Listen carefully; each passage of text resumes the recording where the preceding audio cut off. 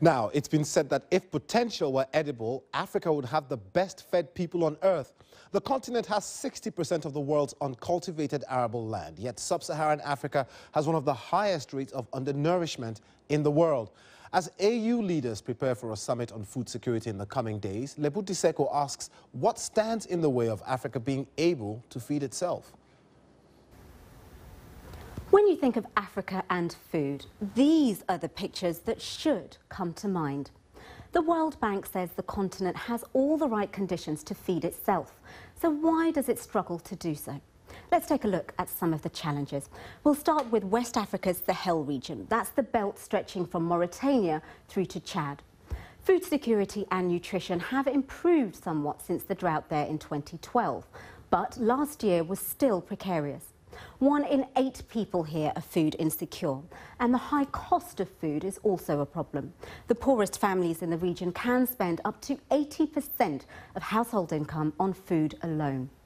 While the problem in the Sahel is mainly due to climate, it's more about economic factors in southern Africa. 11% of people in Malawi faced severe food shortages last year after a new government cut farming subsidies in order to balance its books. Zimbabwe was once called the breadbasket of Africa, but today 15% of its people live in food insecurity. Critics blame President Mugabe's policies. He blames drought and Western sanctions. Finally, let's take a look at the Horn of Africa. The United Nations says it's one of the most food insecure regions in the world, and its crop yields are amongst the lowest anywhere, with droughts and a harsh climate made worse by conflict. Take South Sudan, once again dealing with unrest. 4.4 million people are facing food insecurity. Hundreds of thousands are displaced, and fighting makes distributing food extremely difficult.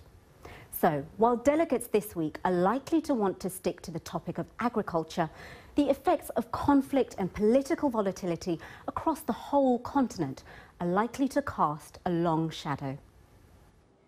And we'll be discussing this topic further as that summit gets underway in the coming days.